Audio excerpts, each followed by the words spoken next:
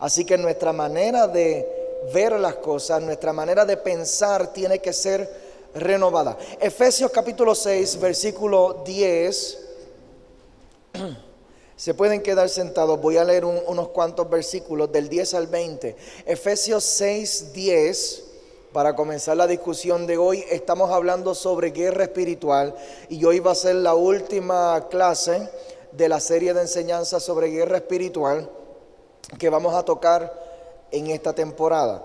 Efesios 6, 10, hoy vamos a tocar el texto clave o el más clásico sobre guerra espiritual. Vamos a hablar sobre la armadura de Dios. La armadura de Dios. Efesios 6, 10 dice: por lo demás, hermanos míos, fortalezcanse en el Señor y en el poder de su fuerza. Vístanse de toda la armadura de Dios. Dile a tu vecino: vístete. Vístete. Lo puedes incomodar un poquito allí al decir: pero yo estoy vestido. Bueno, pero vamos a vestirnos con la armadura de Dios, con la vestimenta correcta. Vamos a ponernos el uniforme que necesitamos ponernos. El uniforme que necesitamos ponernos. Vístanse de toda la armadura de Dios para que puedan estar firmes. Alguien diga conmigo: firmes.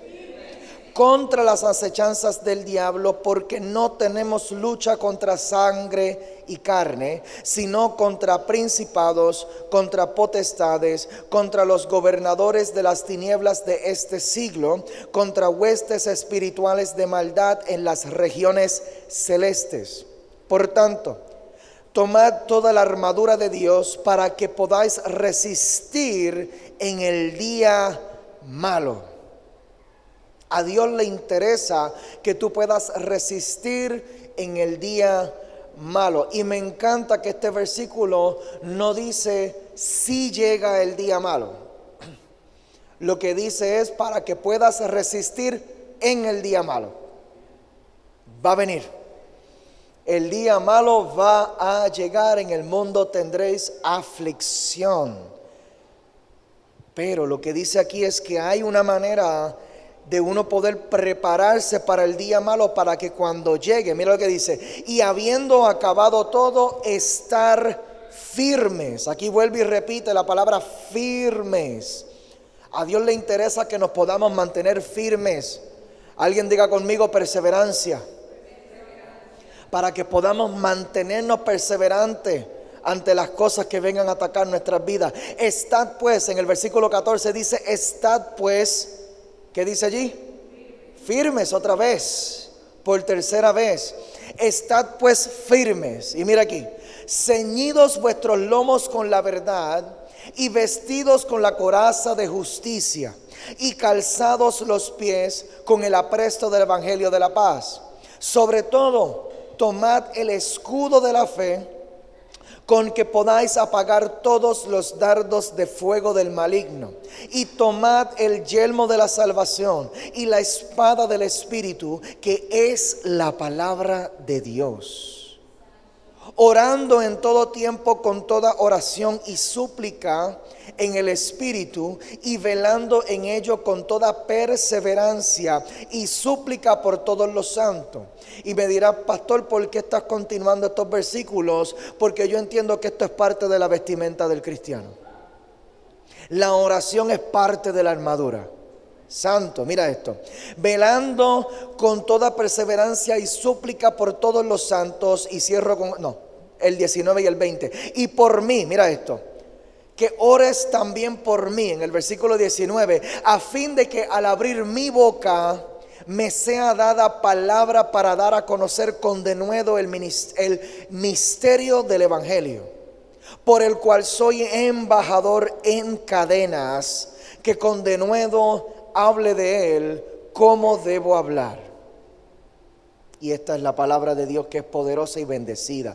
Padre, te damos gracias, Señor. Te damos gracias por el mover tuyo en esta noche.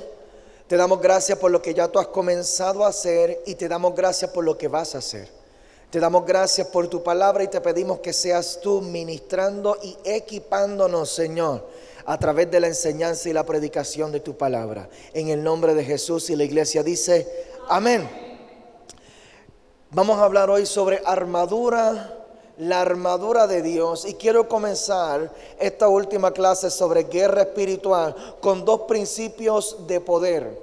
Principios de poder en guerra espiritual. He estado estudiando este tema durante el último mes y pico, y el Señor me ha dado unas grandes enseñanzas acerca de este tema de la guerra espiritual, adicional a lo que venimos trayendo durante los últimos jueves. Pero el primer principio que te quiero traer hoy es: a mayor ataque, mayor respaldo. A mayor ataque, mayor respaldo. Para la segunda semana que estuvimos estudiando este tema de guerra espiritual, ya yo sentía la opresión sobre mi vida, y un mentor mío me decía: lo que pasa es que todo lo que tú confrontas te enfrenta. Y cuando nosotros comenzamos a hablar acerca de las potestades, empezamos a hablar acerca de los demonios, empezamos a hablar acerca de los espíritus inmundos, todo lo que se mueva a nuestro alrededor en el segundo cielo, todo lo que trata de oponerse a nuestra obediencia, comencé a recibir una opresión muy fuerte. Y pude verlo cuando yo veía el video de las enseñanzas de las clases anteriores. Me pude ver a mí predicando bajo ataque. Me pude ver a mí que se me salía en mi discurso, se me salía que estaba recibiendo golpes durante esa semana. Pero mira esto, en Daniel capítulo 10, versículo 12, que fue uno de los textos que utilizamos en la enseñanza acerca de las potestades.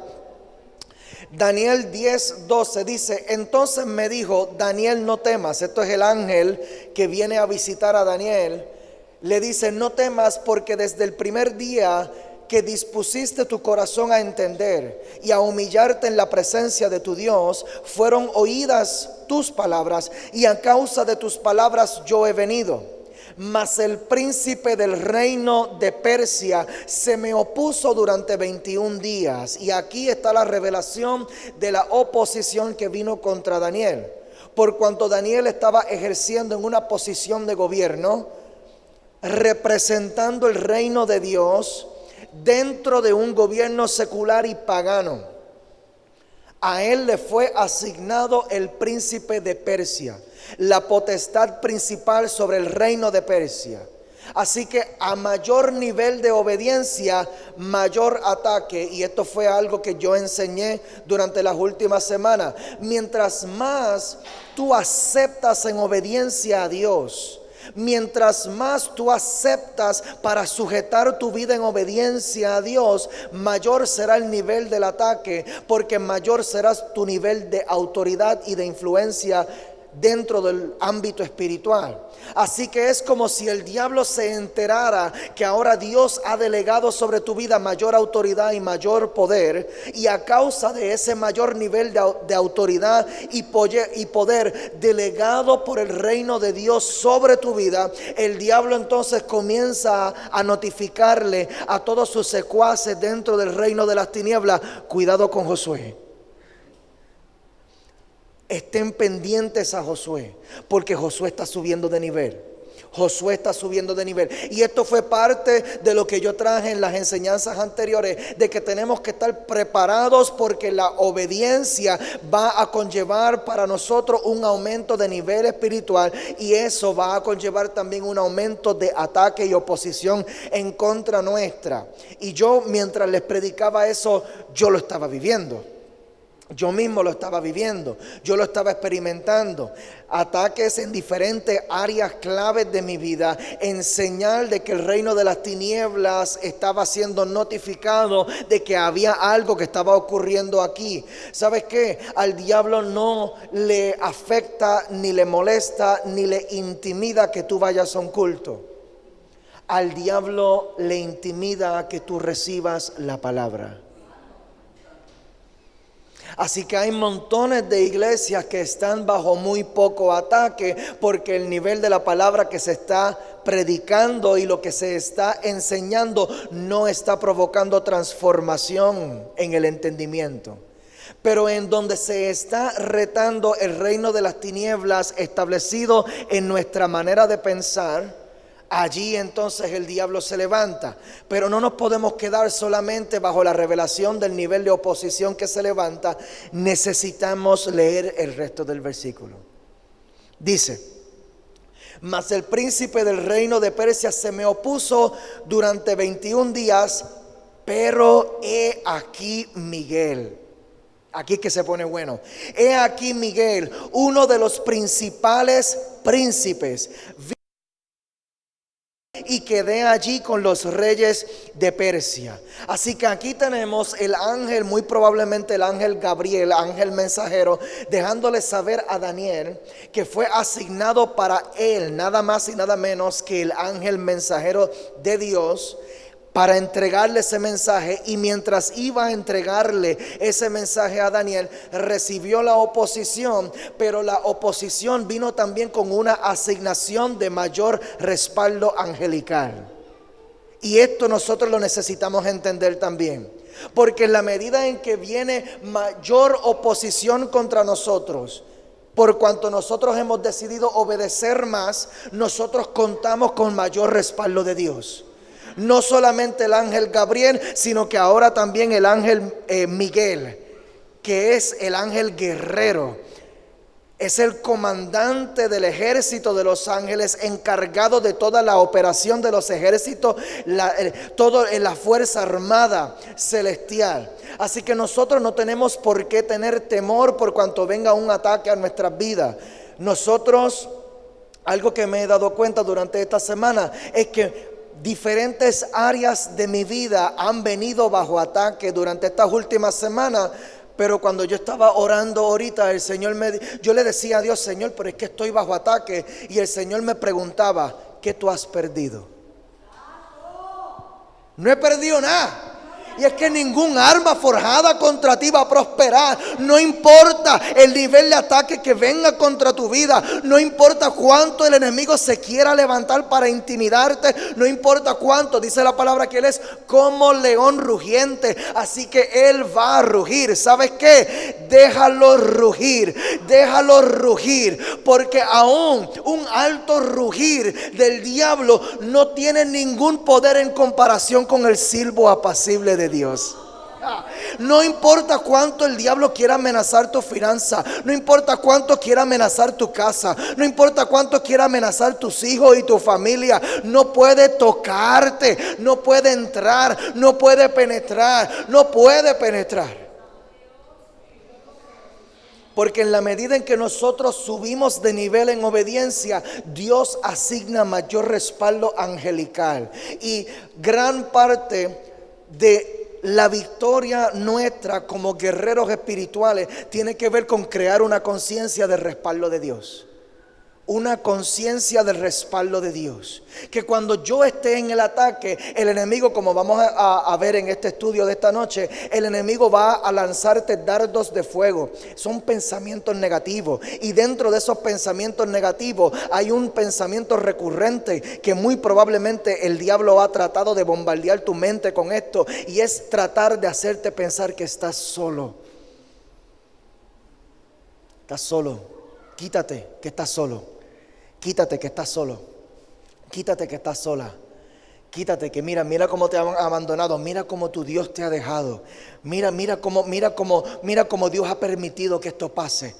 Mira cómo ha permitido que esto pase. Y dentro de todo esto, el enemigo va a tratar de desviar tu mirada de las grandes cosas que Dios ha hecho y está haciendo en tu vida, para desviar tu mirada a las pequeñeces.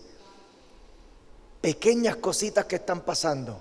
Pero por cuanto nuestra mirada se desvía, y esa es la tentación, los dardos de fuego siempre van a venir acompañados de una tentación. Es para tentarnos a redirigir nuestras decisiones, nuestros pensamientos y nuestras declaraciones hacia una dirección satánica. Una dirección de tinieblas. Que pongamos nuestras miradas en los lugares más oscuros, desviando nuestra mirada del resplandecer de Dios. El segundo principio que te voy a compartir es que no existen demonios fuertes. Existen demonios que hacemos fuertes. Nosotros les damos el poder. ¿Cómo funciona esto, pastor? Te lo voy a escribir, te lo voy a explicar.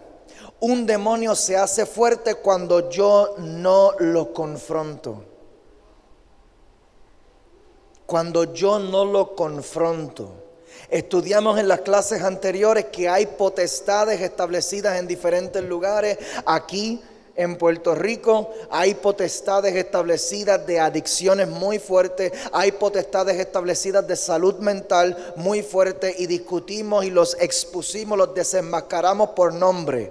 Estos demonios de adulterio, aquí en Coamo en particular, desde que llegué en el 2005 yo quedé impresionado con esto, con la cantidad de chillería que hay aquí, Dios mío. Una cosa terrible. Yo me enteré, pero rápido, empezando y tú sabes, cuando yo llegué en el 2005 yo estaba recién convertido, que yo todavía como que tenía un pie en la iglesia y otro pie en el mundo. Y cuando yo entraba al mundo y me movía en algunos escenarios del mundo, yo decía, pero Dios mío, ¿qué pasa con esta gente aquí?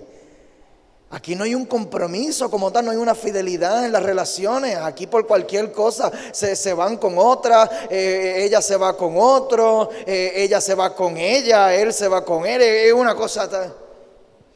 Hay una potestad establecida de un pecado sexual muy fuerte, un desenfreno que lleva entonces a muchas manifestaciones, entre ellas el adulterio. Esta se las pega, este se las pega. ¿Pero por qué? ¿Por qué sucede eso? Porque hace falta gente que lo confronte. Hay potestades que se están manifestando ya a través de maldiciones generacionales y hace falta que alguien se levante a confrontar esta maldición. Hace falta que alguien se levante y diga, el adulterio termina aquí.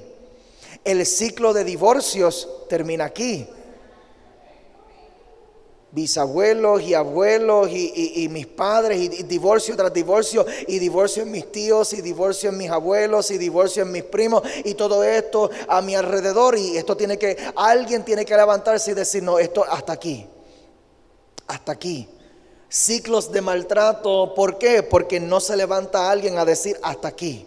Ciclos de alcoholismo, porque las generaciones fueron alcohólicas y se tiene que levantar alguien a decir, esto tiene que parar conmigo para que mis próximas generaciones no sigan sufriendo esto. Ciclos de pobreza y se tiene que levantar a alguien a decir, esto para aquí, y alguien tiene que pasar el trabajo de confrontar eso. Porque no te creas que eso se va a ir así solito. Hay que confrontarlo. Una confrontación implica una pelea. Se tiene que levantar un guerrero. Mateo capítulo 17. Aquí tenemos la escena cuando los discípulos trataron de reprender un demonio y no pudieron. Y ellos le preguntaron a Jesús y le dijeron, ¿por qué nosotros no lo pudimos reprender? Y en Mateo 17:20 Jesús les dijo, por vuestra poca fe. Mira esto. Porque de cierto os digo que si tuvierais fe como un grano de mostaza, diréis a este monte, pásate de aquí allá, y se pasará, y nada os será imposible. Pero este género, mira la clave. Pero este género no sale sino con oración y ayuno. Aquí Jesús le da la clave. ¿Y qué es la oración y el ayuno? La oración y el ayuno es para la sujeción de la carne. Es para la sujeción de la carne. Esta semana creo que llevo tres días de ayuno. Yo necesito de Dios. Ayuno y oración es para la sujeción de la carne. En otras palabras, es para la muerte de mi hombre natural. Y cuando yo hago morir, o cuando yo mato, cuando yo asesino mi hombre natural, ¿tú sabes quién surge? Mi hombre espiritual. Así que el asunto del ayuno y la oración, aunque está ligado al concepto del sacrificio, yo vengo de parte de Dios en esta noche a decirte que el asunto del ayuno y la oración está mucho más ligado al asunto de la identidad que otra cosa. Porque mientras más yo oro y mientras más yo ayuno, más yo me conecto con mi identidad en Dios. Más yo sujeto, más yo sacrifico, más yo mato mi viejo hombre. Cada vez que yo ayuno, yo le estoy mandando una señal a mi cuerpo de que mi cuerpo no manda. Mi carne no manda. Y cada vez que yo hago ese acto de dejarle saber a mi cuerpo que mi carne no manda, quien gobierna es Dios, yo estoy matando a mi viejo hombre. Yo estoy matando a mi viejo hombre y quien surge en mí es mi nueva identidad. Porque mi nueva identidad en Dios no puede surgir mientras mi viejo hombre todavía esté dominando. Por eso Jesús decía que aquel que entra a tomar una casa tiene que primero sujetar al hombre fuerte. Y esto es lo que ocurre cuando nosotros oramos y ayunamos. No ayunes si no va a orar. Eso es pasar hambre. Pero cuando nosotros ayunamos, eso es dieta. No estoy haciendo un ayuno, pero realmente lo que estamos pendientes es a la balanza, a ver cuánto rebajamos. Pero cuando yo ayuno y oro, yo estoy incorporando el Espíritu en mi vida y estoy sacrificando mi carne. Y mientras yo sacrifico mi carne, yo estoy sujetando el hombre fuerte que representa mi pensamiento dominante, mi personalidad o mi manera de ser dominante en el momento. Como les mencioné ahorita, en el momento de mi conversión, mi espíritu fue sellado para vida eterna, pero todavía mis pensamientos están atados a mi manera mundana de ser. Así que cuando yo ayuno, yo estoy sujetando y estoy creciendo en una disposición para permitir que Dios opere en mi vida. Para permitir que la obra de Dios se haga en mí, se cumpla en mí. Yo estoy sujetando mi vida en obediencia a Dios, creciendo en obediencia a Dios. Y como estudiamos la semana pasada, crecer en obediencia en Dios es crecer en autoridad. Crecer en obediencia en Dios es crecer en autoridad. Cada vez que yo me fortalezco espiritualmente y doy fruto en esa fuerza. ¿Y cómo yo doy fruto en esa fuerza? Resistiendo tentaciones. El resistir tentaciones es la evidencia de mi crecimiento. Es la evidencia de que Dios está haciendo una obra en mí y se está fortaleciendo la obra de Dios en mí. Y ahora lo que se está levantando, lo que se está manifestando en mi vida es mi personalidad santificada. Esa es mi verdadera identidad. Mi verdadera identidad no es el hombre pecador. Mi verdadera identidad no es mi hombre atado al pecado. Esa es la identidad mía caída. Mi identidad caída soy yo, atado a todas mis adicciones, atado a todo mi pecado, completamente sujeto al mundo y a todas las tentaciones y a todo el mover del sistema del mundo. Y en la medida en que yo crezco entonces en obediencia y sujeto a ese hombre, por eso Jesús les decía, este género no sale si no es con ayuno y oración. O sea, en otras palabras, lo que pasa es que tienen que acercarse más a su identidad en Dios. ¿Y cómo hacen eso? Soltando la naturaleza pecaminosa, saliendo del sistema del mundo, saliendo más. Todavía les falta. Todavía hay áreas de ustedes que no han sujetado a Cristo. Todavía hay partes dentro de mí que todavía no le obedecen a Cristo. Todavía, y por cuanto todavía hay áreas en mi vida que no le obedecen a Dios, en esas áreas yo no tengo autoridad. Y por eso van a haber algunos géneros que no importa cuánto tú le grites y tú reprendas y le declares la sangre de Cristo, simple y sencillamente carecemos de la autoridad para reprenderlo. Ese demonio todavía nosotros, por cuanto no lo hemos confrontado, todavía sigue fuerte. Por eso les digo al principio, no es que hayan demonios fuertes, hay demonios que nosotros hacemos fuertes. ¿Por qué los hacemos fuertes? Porque todavía no los hemos confrontado. áreas de nuestras vidas que todavía las queremos dejar. No, Señor, vamos a trabajar con otras áreas, pero esto déjamelo quietecito. Y mientras nosotros dejemos esas áreas quietecitas y no las querramos confrontar, allí el espíritu dominante todavía va a tener dominio en esa área y vamos a carecer de la autoridad. Así que esto es un asunto de identidad, es un asunto de autoridad, y la armadura representa también la identidad de la persona que lleva, es un uniforme. Cuando nosotros miramos un policía, lo identificamos como policía, ¿por qué? Por su uniforme. Nosotros miramos un enfermero y decimos eso es un enfermero por su uniforme. Miramos un doctor y decimos eso tiene que ser un doctor, ¿por qué? Por su uniforme. Miramos un guerrero espiritual y lo identificamos por la armadura de Dios. Por la armadura de Dios. Vamos a ir desglosando aquí. ¿Esto está bendiciendo a alguien hasta aquí? Así que la armadura de Dios tiene partes ofensivas y tiene partes también defensivas. Tenemos la imagen, gloria a Dios. La armadura tiene diferentes partes. La mayoría de las partes son defensivas, son para proteger al guerrero. Y entonces tiene también su elemento ofensivo y lo vamos a ir desglosando. Antes de comenzar a desglosarlo, cabe resaltar, vale la pena resaltar que todas las piezas de la armadura de Dios tienen que ver con lo que el guerrero tiene de frente. No hay nada que proteja su espalda. Y hay dos enseñanzas fuertes aquí.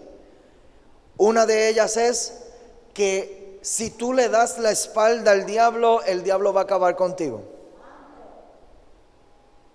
Todo lo que nosotros ignoremos de las maquinaciones del enemigo, eso que ignoremos va a tener influencia sobre nuestras vidas. Va a tener poder, va a tener dominio. Aquello que nosotros nos hacemos de la vista larga. No, esto no lo quiero, yo no lo quiero confrontar. Volvemos al mismo principio. Esta tentación yo no la quiero confrontar. Esto yo lo quiero ignorar. Esto que está operando en mi vida, que yo sé que no está operando a la manera de Dios, yo lo ignoro. Ante eso yo le doy la espalda. Y ante lo que yo le doy la espalda, todo eso, allí el enemigo comienza a manifestarse. Porque lo que tú ignores, problema que tú no ignores no se va. Problema que tú ignores crece. Te lo tengo que repetir. Problema que tú ignores no se va. Problema que tú ignores crece.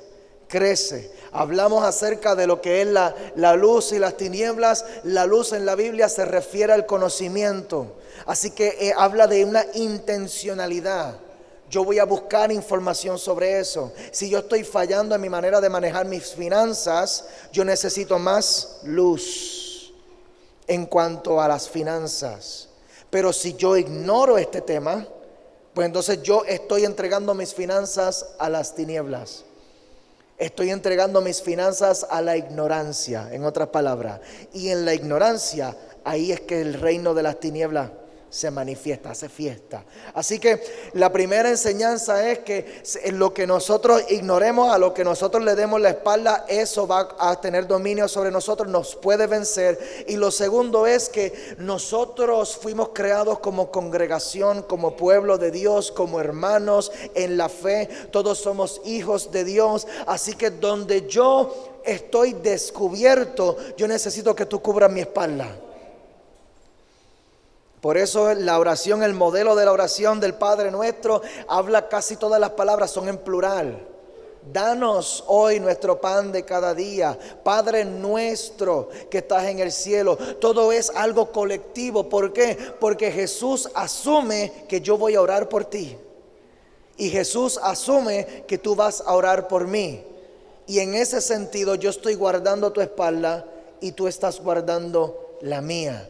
Con oración, con intercesión, con consejo, con acercamiento, con amor fraternal, que nos busquemos, que yo pueda desahogarme contigo y tú puedas desahogarte conmigo, que podamos hablar, que podamos conectarnos, porque así nos cubrimos las espaldas. Amén.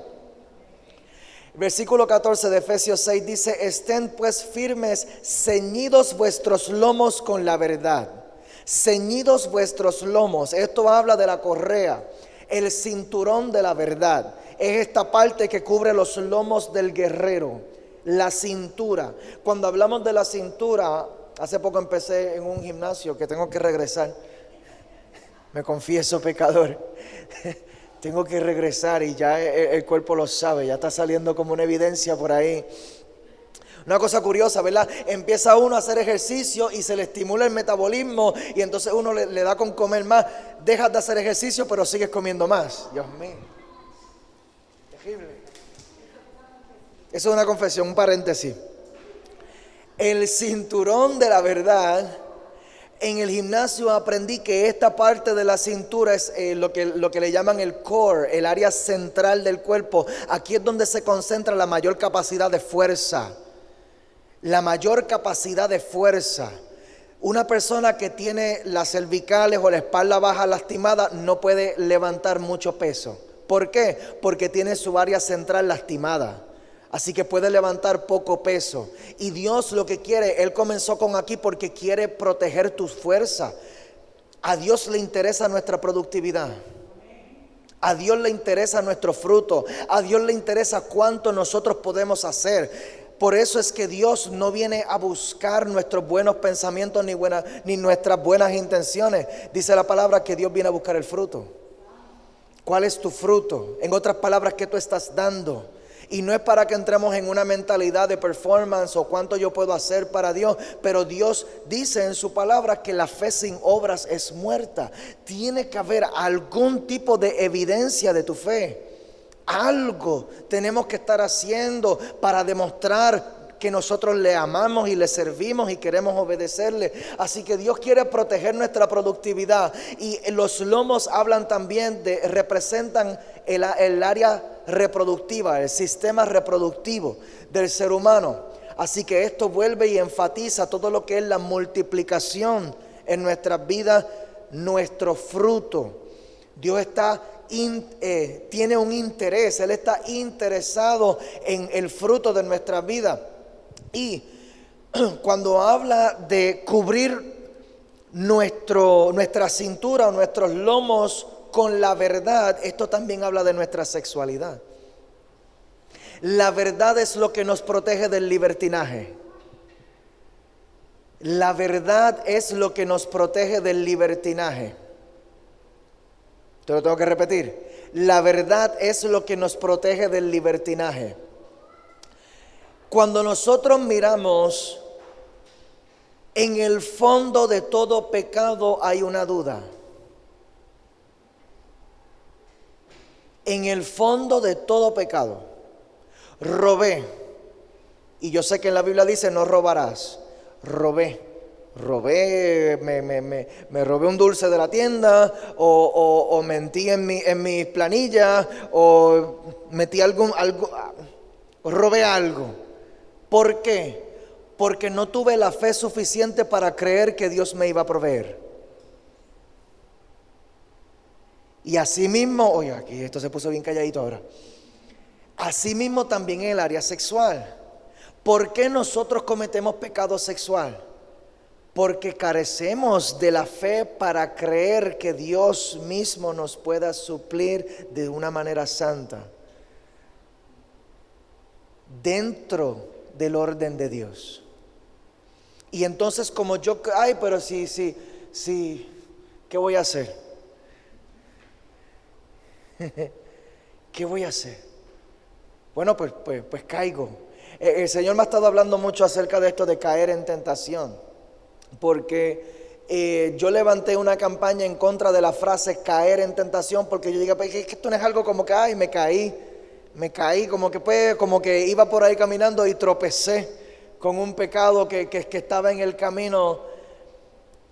El pecado siempre implica una decisión. O sea, caer en pecado siempre implica que en algún momento yo a lo mejor estuve tambaleando y titubeando con una tentación, pero llegó el momento en el que yo decidí caer. Pero el Señor me ha estado hablando de esto, de caer en tentación, y no tanto en el aspecto de tropezar, sino en el aspecto de caer en un lugar. Salirme de un lugar de justicia o salirme de un lugar de santidad para caer en un lugar de pecado. Caer en un lugar de tentación. Y sí implica un cambio de posición delante de Dios. Implica un cambio de posición delante de Dios a nivel de que muchas veces afecta nuestras oraciones, afecta nuestra intimidad. De momento nos resistimos a ciertos niveles, nos resistimos a involucrarnos en ciertas actividades porque no nos sentimos dignos, porque no nos sentimos que lo merecemos para ejercer en algunos roles. ¿Por qué? Porque hubo un cambio de posición. Entonces yo salí de mi posición de justicia delante de Dios y caí en un lugar de pecado. Caí en el sentido de que bajé de nivel.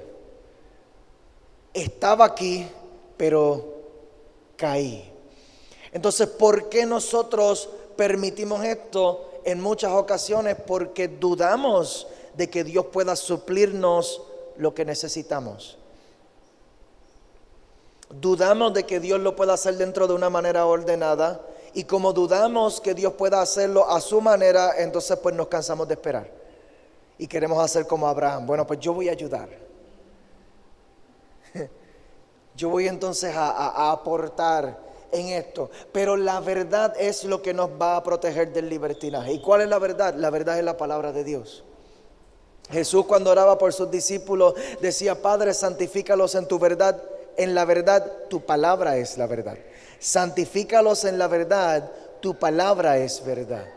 Entonces, cuando nosotros podemos recibir la palabra de Dios como clara, como algo genuino, y creerla de frente, de que Dios nos va a proveer nuestras necesidades, de que Dios va a suplir lo que necesitamos, de que Dios va a hacer las cosas a su manera y su manera es perfecta. Entonces yo puedo utilizar la verdad para restringirme. ¿Tú sabes lo que hace un cinturón? ¿Sabes lo que hace una correa? Me restringe mis pantalones para que no se me caigan. Y eso es lo que hace la verdad. Ahora no, ahora los pantalones son todos skinny jeans. Ahora los pantalones no se caen, pero en mi tiempo, cuando yo me estaba criando en la escuela, que los pantalones usábamos los pantalones bien grandotes, todo el mundo necesitaba correa porque a todo el mundo se le caían los pantalones y se le veía todo. A los varones se le veía todo. Y eso es lo que hace la verdad. La verdad va a restringirme. La verdad, de momento cuando yo voy a enfrentar una tentación y yo recuerdo la palabra de Dios, yo entonces digo: espérate, no, lo que pasa es que Dios me va a proveer. No tengo necesidad de robar porque Dios me va a proveer. No tengo necesidad de mentir porque Dios me va a hacer justicia. No tengo necesidad de vengarme yo mismo porque dice la palabra que de Dios es la venganza. Cuando yo utilizo entonces la palabra a mí me va a restringir de yo tomar decisiones fuera de lugar. Amén. Dice: y vestidos con la coraza de justicia. La coraza es esta pieza que cubre el pecho, principalmente cubre pecho y el abdomen, órganos vitales y específicamente el corazón. Protege el corazón. ¿Y qué es lo que está diciendo Dios que va a proteger nuestro corazón y nuestros órganos vitales? La justicia. La justicia. Entonces hay diferentes maneras de nosotros interpretar esto o de mirar esto, porque lamentablemente la iglesia de esta generación no, según he estudiado, esto ha sido un germen que ha afectado a la iglesia a través de las generaciones. Y el cristiano, cuando llega a Cristo, el cristiano puede llegar a creerse más que los demás. Y entonces se convierte en un sentimiento de autojusticia. Self-righteousness en inglés, que es que yo mismo, por cuanto yo estoy caminando en integridad y en obediencia delante de Dios, me levanta en mí un orgullo que me hace pensar que yo mismo me merezco un mejor lugar que los demás.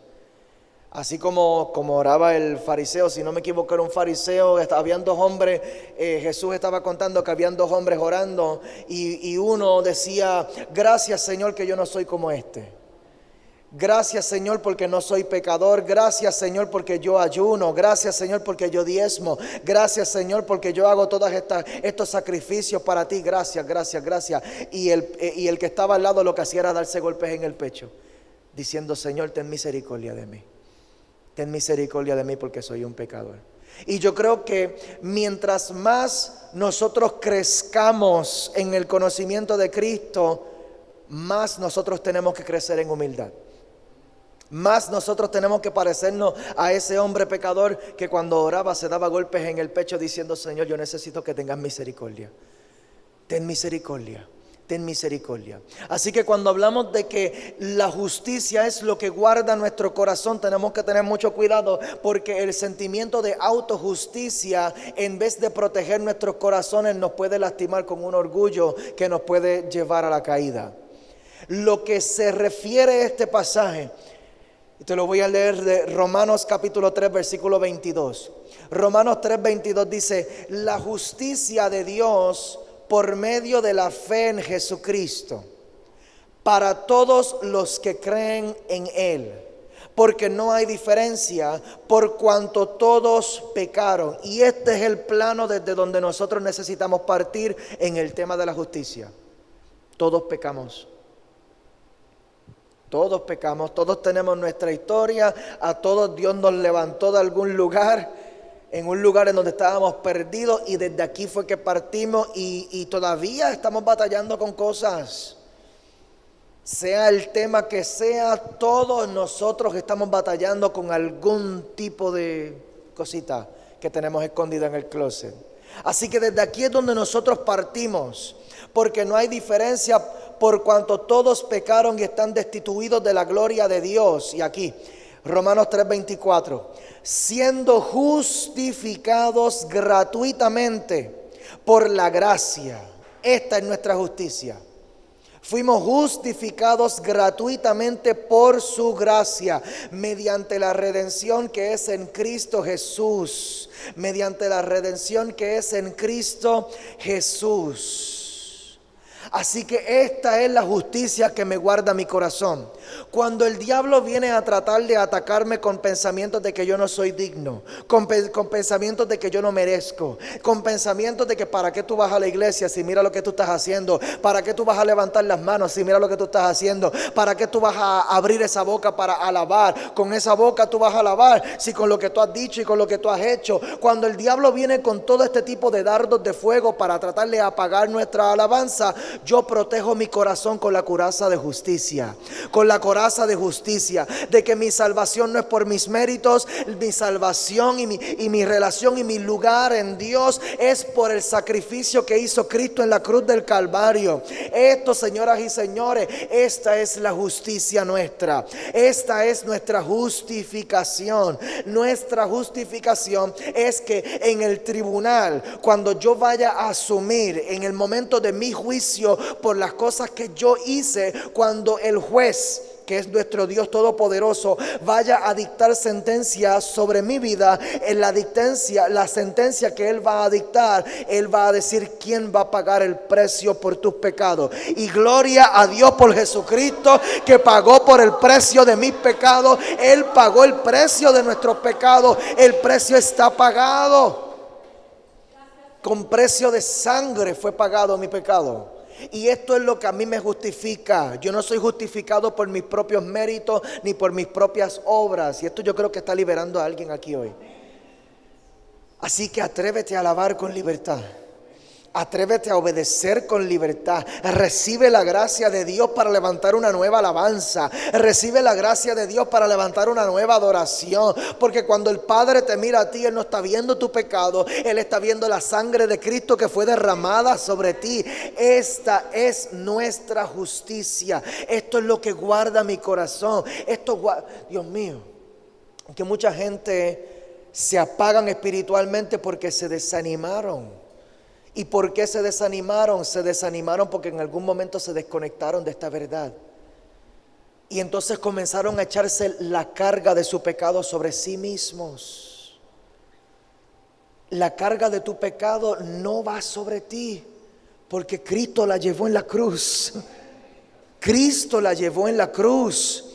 El peso, la carga de tu pecado fue clavada en la cruz del Calvario. Déjala allí. Deja esa carga allí. Deja esa vergüenza allí, deja esa culpabilidad allí, no la bajes. El error de muchos cristianos es creer la mentira del diablo de que tú tienes que tomar esa carga y echártela sobre ti otra vez. Ya no te pertenece. Esa carga es de Cristo, para eso Él fue a la cruz. Y esta es nuestra justicia. Nuestra justicia es que en el tribunal Cristo nos hizo justicia a nosotros. Había un acta de decretos, una sentencia de muerte contra nuestras vidas, pero esa acta de decretos fue clavada en la cruz del Calvario. Alguien que le levante un aplauso de alabanza a Cristo. Santo Dios, santo Dios, gloria a Dios.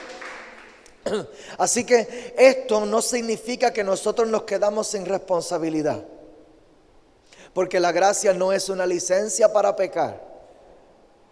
La gracia, cuando yo recibo la gracia de Dios, cuando yo recibo la justicia de Dios por gracia, yo voy a dar de lo que tengo. Así que todo aquel que recibe la justicia de Dios va a dar de lo que tiene. Así que yo desde ahora en adelante, al haber recibido esta gracia, al haber recibido la justicia de Dios, yo voy a comenzar a caminar en justicia. Yo voy a comenzar a caminar en justicia. Y esto también a nosotros, ¿verdad? Nos empodera para vivir en obediencia. ¿Cuántos dicen amén? Versículo 15 dice: y calzados los pies con el apresto del evangelio de la paz. Esa palabra apresto lo que significa es una preparación. Una preparación. Así que cuando hablamos del calzado del soldado, el calzado del soldado, aquí el apóstol Pablo está utilizando una imagen del soldado romano para ilustrarnos estos principios. El calzado se diseñó para los soldados porque los soldados entraban marchando a la batalla. Y el enemigo lo que hacía muchas veces era que ponía trampas en el camino. ¿Por qué? Porque cada vez que un soldado iba caminando descalzo y pisaba una trampa, la herida en su pie lo descualificaba para marchar y para combatir. Así que el calzado se utilizaba para proteger los pies, para que el guerrero pudiera seguir marchando. A Dios le interesa que tú sigas marchando.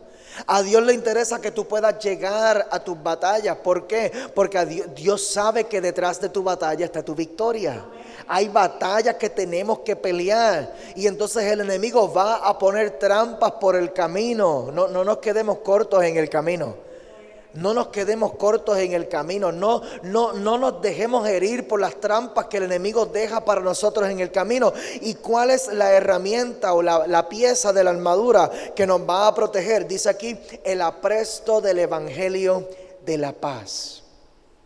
El apresto del evangelio o la preparación del evangelio se refiere a una actitud de vivir según el evangelio de la paz.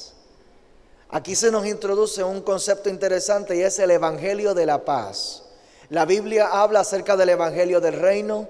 La Biblia habla del reino del evangelio de la gracia, y aquí nos está introduciendo un evangelio de la paz. Cuando en Isaías fue profetizado que vendría un Salvador, Isaías, por la inspiración del Espíritu Santo, le puso unos nombres bien interesantes. Entre esos nombres le puso Padre Eterno, le puso Consejero y le puso Príncipe de Paz. Príncipe de Paz. Así que eso hablaba acerca del tipo de reino que vendría a establecer nuestro Señor Jesucristo aquí en la tierra. No sería un reino de guerra.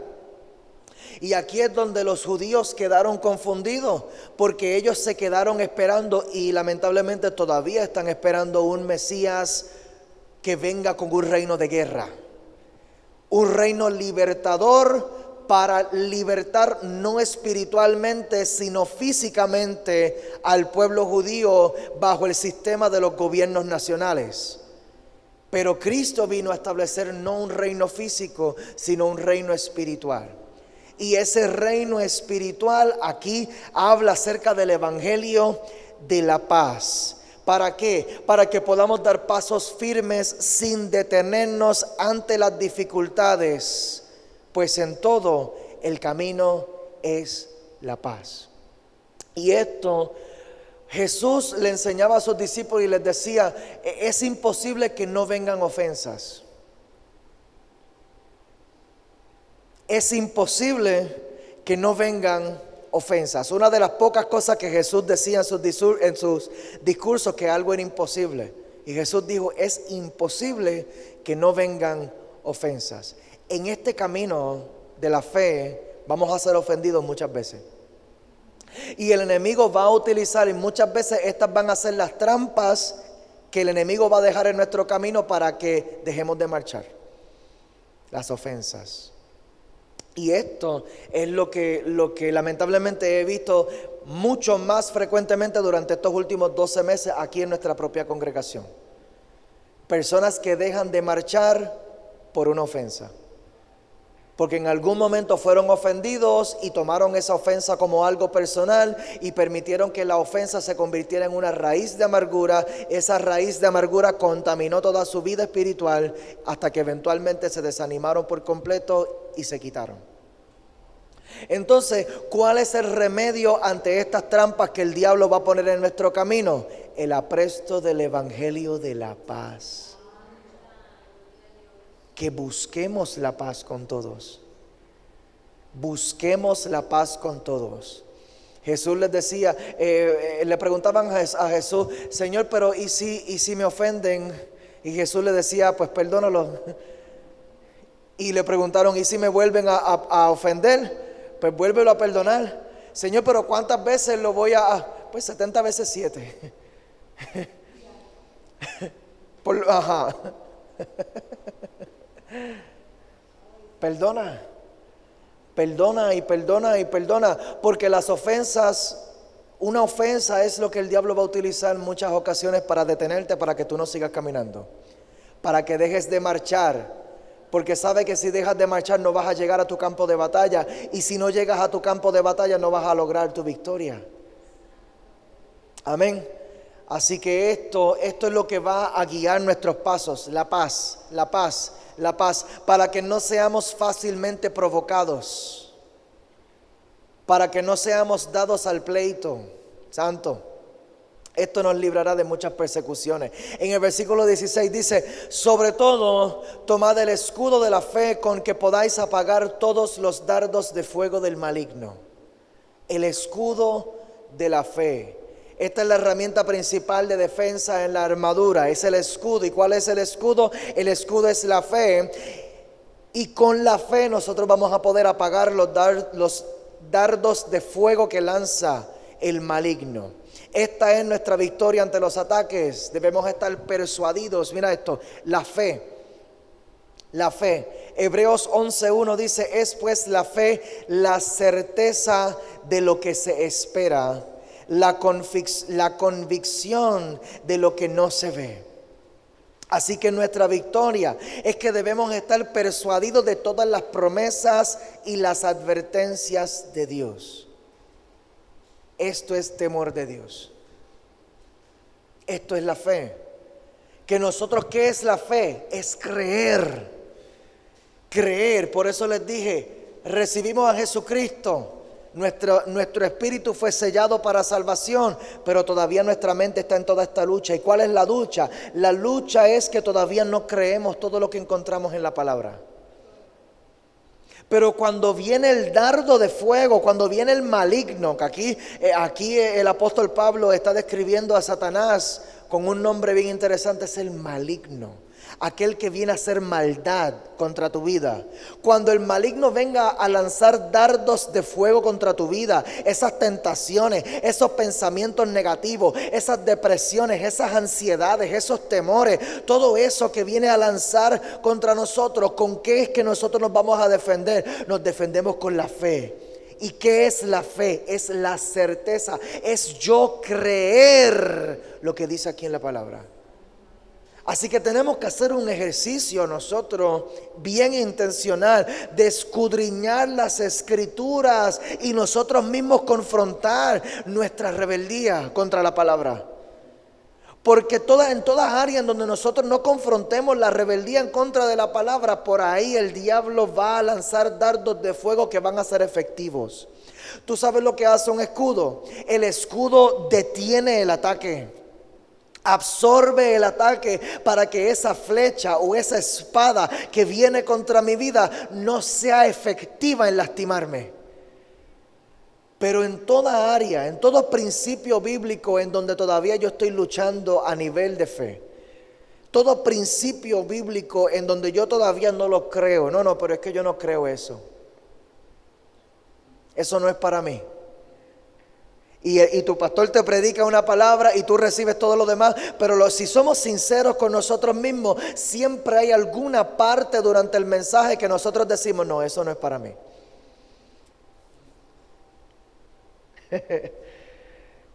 Hay muchas cosas y tú sabes qué, el acuerdo que nosotros podamos llegar entre el predicador y la iglesia se manifiesta muchas veces en el nivel de los amenes.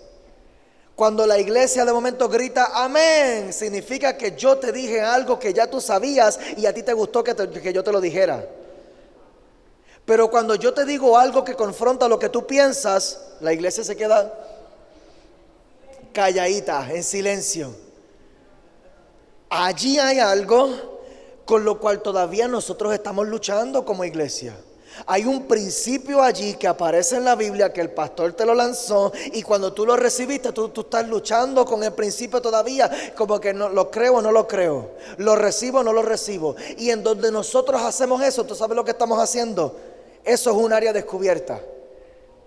Eso es un área que todavía yo no he puesto mi escudo para protegerme. Hay principios bíblicos respecto a la finanza que si nosotros no los creemos, y como yo lo creo, lo obedezco. La evidencia de que lo creo es que lo obedezco. Si no lo obedezco, significa que todavía estoy luchando con el principio a nivel de duda y fe. Duda y fe. Dudo o lo creo, o dudo o lo creo. Y si todavía lo estoy dudando, quito el escudo.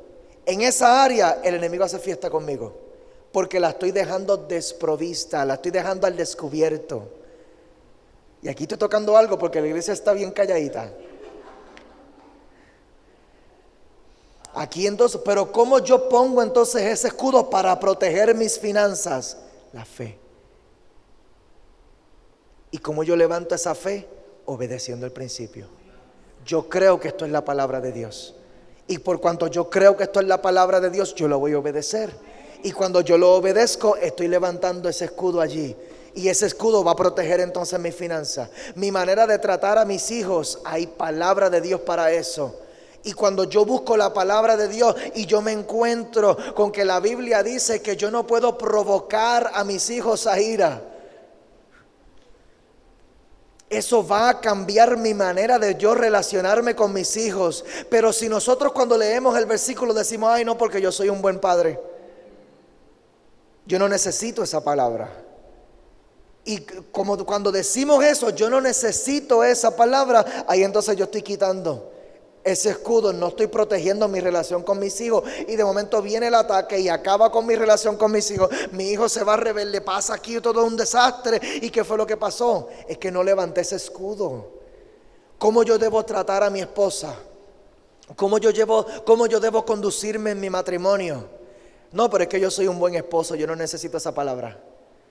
Y esa actitud lo que hace es quitar el escudo. Y entonces cuando viene el diablo, esos dardos de fuego llegan derechitos al matrimonio. ¿Por qué? Porque no estoy buscando proteger mi matrimonio con la fe. Pensamos que la fe es una cosa demasiado sentimental. La iglesia de esta generación sí se está distinguiendo en eso. Todos lo relacionamos con sentimientos y con intelecto. Y queremos nosotros hacer muy poca actividad física. Pero la Biblia dice que la fe sin obras es muerta. Si no hay actividad física, o sea, si mi cuerpo no se está moviendo en obediencia, significa que yo realmente no estoy obedeciendo el principio. Y si no obedezco el principio, simplemente lo que estoy es teniendo una experiencia motivacional. No estoy teniendo una experiencia espiritual de verdad. Santo. Entonces la fe es algo espiritual y es poderoso. La Biblia dice que las cosas invisibles son más reales que las visibles. Todo lo visible proviene de algo invisible. Cuando yo le dedico a esto la atención que esto se merece y yo comienzo a ser intencional en esto, en levantar fe para proteger mi finanza, para proteger a mis hijos, para proteger mi matrimonio, y yo voy a comenzar a obedecer principios aquí para proteger esto aquí, a obedecer principios en esta área para obedecer, para proteger esta área, a obedecer principios en esta otra área para protegerlo. La Biblia lo que está diciendo es que tú estás levantando un escudo poderoso que va a apagar los dardos de fuego del maligno. Si lo hubiera hecho antes, ¿verdad? Discúlpenme, pero siento que el Espíritu como que quiere tocar aquí algo. Porque incluso yo siento que aquí me ha pasado. Quiero personalizarlo yo para que no te sientas muy ofendido. Han habido cosas que yo he perdido por no poner esto en práctica a tiempo, habiendo tenido las herramientas disponibles, habiendo tenido la palabra, y por no haberla aplicado en fe, perdí cosas que sabrá Dios si hoy podrían estar aquí conmigo todavía. Bendiciones que posiblemente todavía estarían en mi vida, podrían todavía ser parte de mi vida, si tan solo yo hubiera levantado mi escudo de la fe para proteger esto. Lo bueno de esto es que dice la palabra que la misericordia de Dios es nueva cada mañana. Así que Dios hoy levanta una nueva misericordia, nos da una nueva oportunidad. Una nueva oportunidad para comenzar a hacer las cosas diferentes. El hecho de que hayamos perdido aquellas cosas por no protegerlas con el escudo de la fe no significa que tengamos que seguir perdiendo cosas. Es tiempo de ser intencionales. La armadura es para que te la ponga. Ay, algunos de ustedes no se atreven ni a mirarme ahora mismo, santo. Pero la armadura, esto es guerra espiritual. Y Dios te quiere equipar con lo necesario para tu victoria, para que puedas vencer. Y es tiempo de nosotros ponernos la armadura, no es mirarla y decir qué linda es, wow, qué poderosa se ve poderosa. ¿Tú sabes qué? Si te la llegaras a poner de verdad, tú vas a ver lo que es poder de verdad. Tú vas a ver lo que es poder de verdad, tú vas a ver lo que es cobertura de verdad, tú vas a ver lo que es protección de verdad, tú vas a ver lo que es defensa de Dios a tu favor de verdad, tú vas a ver lo que es Dios peleando por ti. Ese es el respaldo y la defensa de Dios, es Dios peleando por ti, pero nos tenemos que poner la armadura. Santo Dios. Una fe aplicada sacia la sed de la tentación. Eso está bueno para apuntarlo. Una fe aplicada sacia la sed de la tentación. ¿Por qué habla del escudo de la fe? Nosotros estamos recibiendo ataques constantemente, y esos ataques en gran medida van a estar relacionados a tentaciones, para hacernos caer en tentación. La tentación nos va a atraer. El dardo de fuego trae una imagen bien interesante, y es que el fuego llama la atención. No habla de flechas, habla de dardos de fuego. Así que la flecha, el dardo de fuego es algo que tú vas a poder ver, y el fuego llama la atención, el fuego atrae. Y lamentablemente caemos en tentación muchas veces porque no estamos aplicando la fe. Por cuanto no estamos aplicando la fe, no estamos viviendo una vida cristiana en plenitud. Por cuanto no estamos aplicando la fe, porque si estuviéramos aplicando la fe de verdad, estaríamos sirviendo más, estaríamos orando más, estaríamos predicando más, estaríamos obedeciendo más, estaríamos sanando gente, estaríamos orando por los enfermos, estaríamos echando fuera demonios. Una vida en fe, una fe aplicada, sacia la sed de la tentación. Cuando viene la tentación a tratar de llamar mi atención, ¿cuándo es que yo voy a comenzar a coquetear con la tentación? Cuando lo que yo estoy viviendo realmente no me está llenando. Yo quiero que tú entiendas, porque a mí me pasó muchas veces durante mis primeros años en el Evangelio. Yo iba a los cultos y llegaba por la noche, al final cultos de jóvenes, estudios bíblicos. Cuando regresaba a mi casa yo me sentía vacío todavía. ¿Por qué? Porque estaba yendo a los cultos pero no estaba viviendo en una fe aplicada.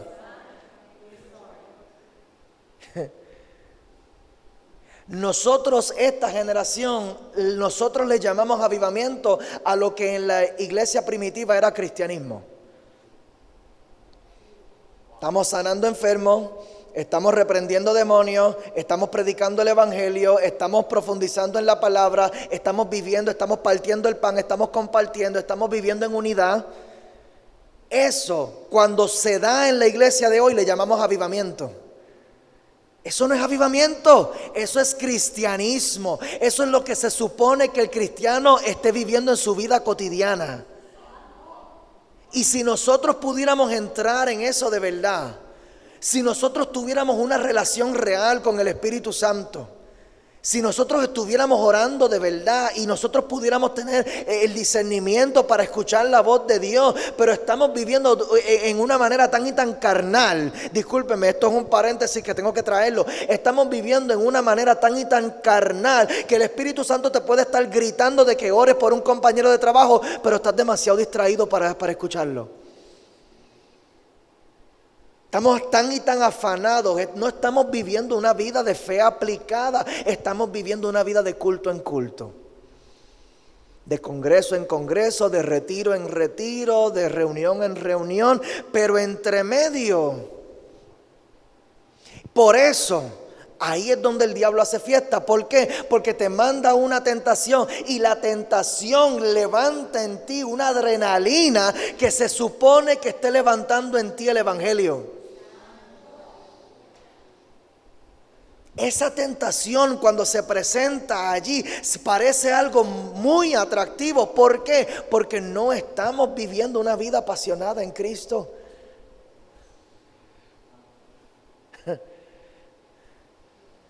Monguera espiritual. Entonces, como tenemos una monguera espiritual, cualquier cosa que el diablo utilice de aquí del mundo para llamar nuestra atención, decimos: ay, esto se ve rico, esto se ve bueno, esto se ve emocionante, esto va a ser una tremenda experiencia. Tremendas experiencias es lo que se supone que estemos teniendo todos los días en Cristo. Tremendas experiencias sanando gente, tremendas experiencias ganando almas para Cristo, arrebatándole almas al diablo, llevando gente a la salvación, llevando gente a la vida eterna, llevando gente a la cruz para que sus pecados sean perdonados y que la gente te testifiquen y te digan: gracias, gracias por predicarme esto, porque yo estaba desesperado, pero ahora tengo esperanza. Yo estaba perdido, pero ahora Cristo me encontró. Yo estaba deprimido, pero ahora yo tengo el gozo del Espíritu Santo por dentro. Aleluya. Eso no es avivamiento, es cristianismo. Esto es lo que se supone que estemos viviendo. Y si nosotros estuviéramos viviendo en una fe aplicada, la tentación no nos estaría llamando tanto la atención. Santo Dios. Versículo 17 dice: y tomad el yelmo de la salvación, o sea, el casco. ¿Qué es lo que protege nuestra cabeza? ¿Qué es lo que protege nuestra cabeza? ¿Qué es lo que protege nuestros pensamientos? La esperanza de salvación. La esperanza de salvación. Una esperanza en salvación bien formada. Una esperanza en salvación. ¿Tú entiendes tu salvación? ¿Tú entiendes que tú tienes un lugar en el cielo reservado para ti? Y ese lugar en el cielo que está reservado para ti es eterno. O sea que todas las cosas que nosotros podamos atravesar en esta vida son pasajeras. Dice la palabra que esto es una leve tribulación, es momentánea en comparación con la gloria eterna. Esto es algo que en un abrir y cerrar de ojos ya nos vamos a encontrar en el lecho de muerte. Y cuando nos encontremos en el lecho de muerte, vamos a decir: gracias, mi Cristo, porque ya me voy contigo a un lugar mucho mejor que este.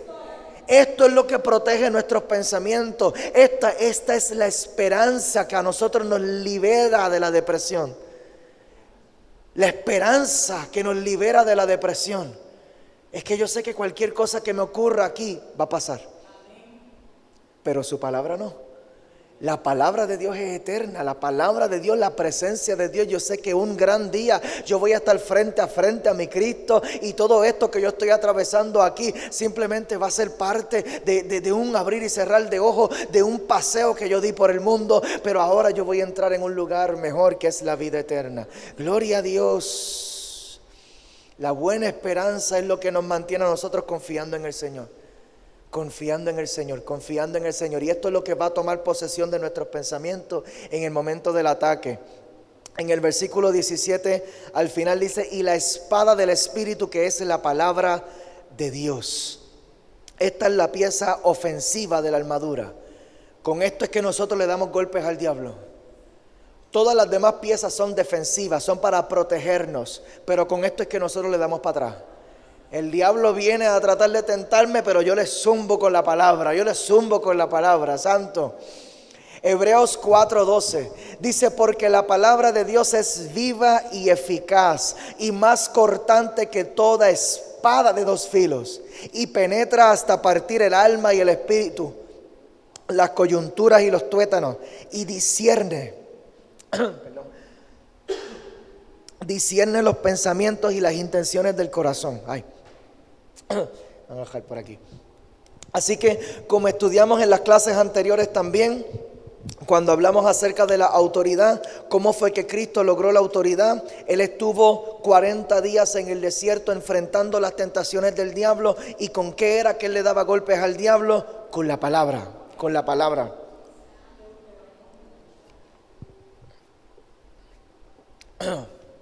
En Lucas 4:4 Jesús le respondía diciendo: escrito está, no solo de pan vivirá el hombre, sino de toda palabra que sale de Dios. Así que esto es nuestra herramienta. Los argumentos basados en las Escrituras son los argumentos más poderosos para rechazar toda tentación del diablo. Los argumentos basados en la palabra. Hay un joven que se pasa escribiéndome para debatir temas de la vida, y hace poco me dijo: a mí nada más se me ocurre discutir con un pastor. A mí nada más se me ocurre discutir con un pastor. Y yo, bueno, la diferencia es que yo he estudiado la Biblia un poquito más que tú. Esa es la única diferencia. Tú quieres defender postura del mundo, yo lo que te estoy son versículos bíblicos.